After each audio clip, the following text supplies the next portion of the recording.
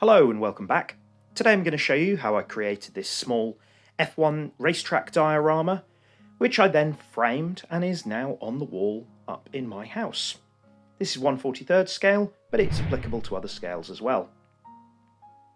So firstly, I used the Senna head 25 by 25 centimeter box frame from IKEA. These are really good value and come in black or white. I decided to work straight onto the fiberboard backing here, so I removed the sticker, and then I built up the tarmac layers with satin black paint. I deliberately did it in sort of mottled layers to make it look a little bit more like tarmac, using just mist coats. Then to do the white lines down the side, I used some Tamiya masking tape like so, and then some Revell white satin acrylic paint straight on top of that, using about a 1.5 centimeter width brush. And as you can see, peeling it off at a sort of 45-degree angle, it makes a nice crisp edge. Now to go along the side of that, I've got some model railway grass. I deliberately went for this slightly sort of orangey green. I felt that that looked more like sort of the grass you'd see in the summer, and also gave it a sort of washed out 1980s look that I was going for. This is stuck down with some PVA. I put something heavy onto that to help it lay down as flat as possible. I'm using 1/43 Hella F1 cars which I built, but alternatively you could buy pre-built cars such as this Burago Mercedes. And for the other side I used just to the edge of a magazine for the straight edge, as I couldn't find my ruler, and did another white edge for that side. The dimensions aren't going to be perfect for 1/43, but after all it is only a model. I was inspired by this picture of the French Grand Prix from 1987, and I have the first three cars from the grid: Senna's Lotus, Prost's McLaren and Mansell's Williams to make up the starting grid.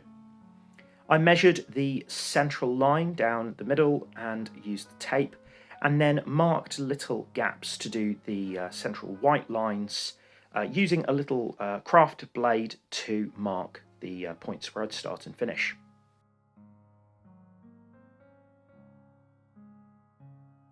Each white line is 3 centimeters long, then with a 6 centimeter gap, and then another 3 centimeter white line.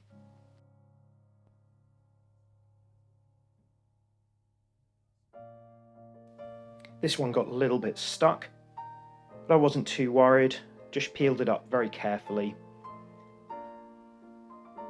Tore off around those edges. I think I'd left the paint to dry a little bit too much, and used tweezers to help pull it up. If it's not a perfectly crisp edge, that's not too bad, because this is supposed to look like real life anyway. Then I worked out the positions of where the cars should go to factor in where the pit boxes should be. Again, using a bit of Tamiya masking tape and some satin white from Revell.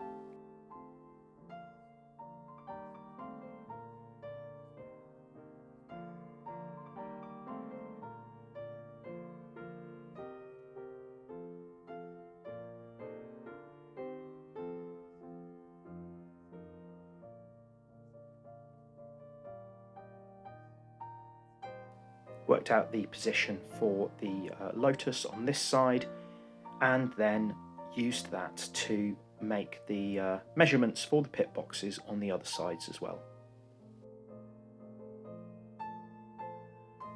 In reality, F1 cars would actually be much further apart on the pit lane. I think in the 1980s, the late 1980s that is, they had about 16 meters each. A car from this era would have been just over 4 meters long and just over 2 meters wide. The grid boxes would need to be evenly spaced out to avoid accidents during the start of the race.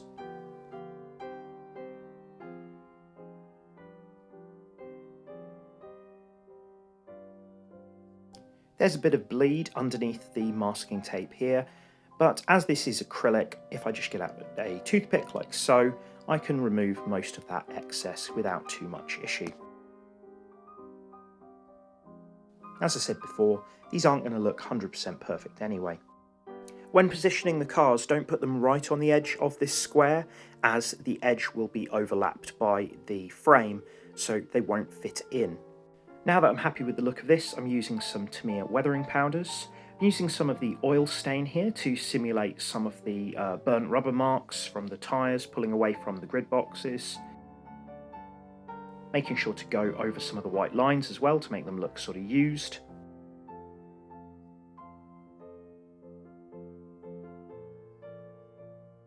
And then I'm using some sand here around the edge of the grass to make it sort of look a bit dusty, and quite heavily on the other side to imagine there might be some sort of gravel or something like that.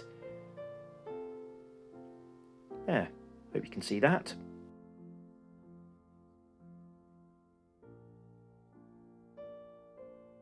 One of the benefits of using these Hella 1/43 cars is that they do come with the little driver figures in there as well. But now I'm using some sticky fixes to put on the underside. It's good because these have got these little tails, which means that they can be removed safely if needed. I'm leaving that to secure on one side first before peeling it off and fixing them down.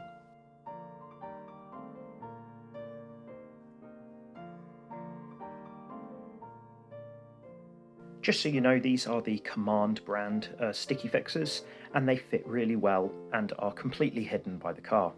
These are pretty much available everywhere in the UK and probably internationally as well.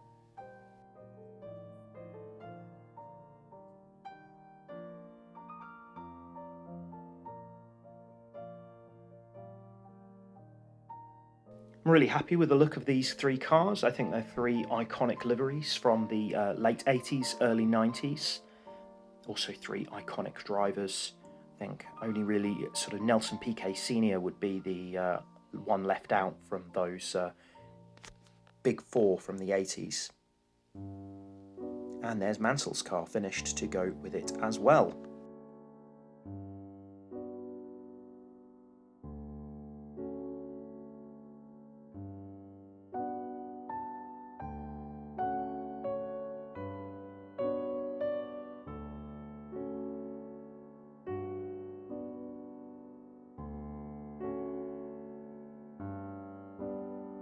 And there is my start of the 1987 French Grand Prix completed. It will then go into the frame and up onto the wall. The 1/43 cars are perfect for these sort of size. However, I have found that this size will fit one sort of late 80s, early 90s F1 car in 1/20th scale. So I may do some of these in the future for some of my other cars. That then secures over the top, as you can see here, very close to the wheels of the car there, so make sure that you test fit this before sticking them down. Clip them onto the back. And there we are, it's finished.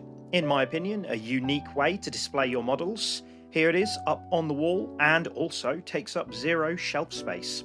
Thanks a lot for watching. Let me know what you think in the comments down below. If you haven't done so, please subscribe, hit the bell icon, and I'll see you soon.